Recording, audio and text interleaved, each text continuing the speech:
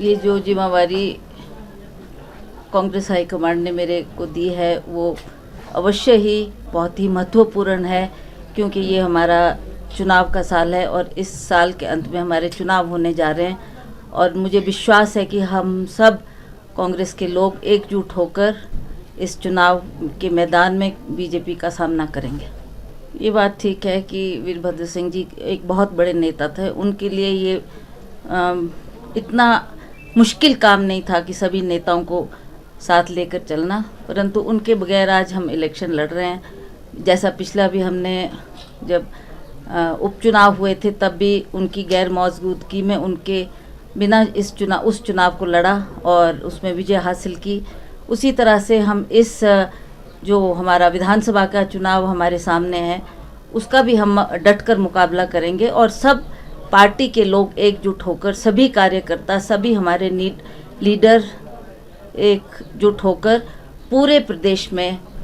सक्रिय होंगे और काम करना शुरू करेंगे और अवश्य ही हमें इसमें सफलता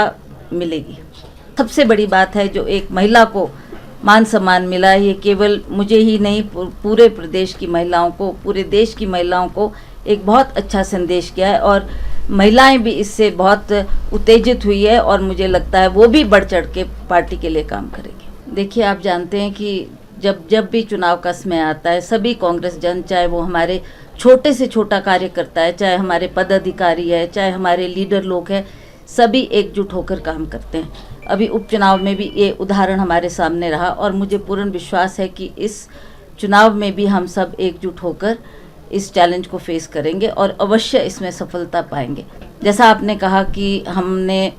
देखा और जनता भी देख रही है कि पिछले 5 सालों में बीजेपी की सरकार के द्वारा क्या काम हुए और क्या नहीं हुए।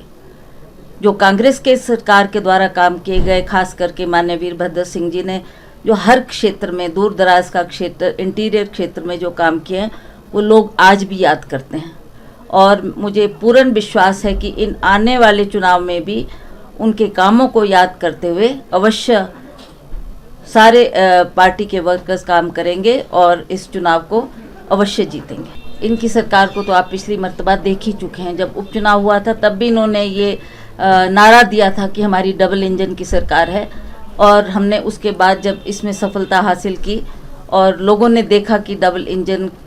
के बारे में जो इतना प्रचार किया जा रहा था, इतना कुछ कहा जा रहा था कि केंद्र सरकार में हमारी सरकार है, यहाँ पर हमारी सरकार है, तो इन्होंने बहुत से वायदे किए, बहुत से आश्वासन लोगों को दिए, पर उस पर ये खरा नहीं उतर पाए और हमने उसमें जीत हासिल की। तो इस तरीके से ये जो हमारे अभी कॉरपोरेशन के इलेक्शन जो बहुत ही महत्वपूर्ण है उसमें भी हम एकजुट होकर लोगों के बीच में जाकर वीरभद्र सिंह जी के कामों को लेकर, क्योंकि आज भी लोग ये देखते हैं, जो हम जहाँ भी गए लोगों ने कहा और लोगों ने ये जताया कि वीरभद्र सिंह आज भी हमारे दिलों में जिंदा है और उनके कामों को वो सदा याद करते हैं। और इन जो कॉरपोरेशन के इलेक्शन होंगे, विधानसभा के इलेक्शन होंगे, अवश्य लोग उनके कामों को याद करते हुए कांग्रेस पार्टी का फिर से साथ देंगे और फिर से कांग्रेस पार्टी को जिताकर विजय बनाकर भेजें। पंजाब में आप कह रहे हैं कि उन्होंने सरकार बनाई है, वो पिछले 12 सालों से वहाँ काम कर रहे थे, तब उन्होंने जो वहाँ हालात पैदा हुए उसमें विजय हासिल की और मुझे नहीं लगता कि हिमाचल प्रदेश में कोई ऐसी परिस्थिति है या ऐसे आम आदमी की चर्चा है, चाहे इनके बड़े से बड़े लीडर आए, चाहे केजरीवाल जी आए, चाहे बलवंत जी जो पंजाब के मुख्यमंत्री हैं वो आए, पर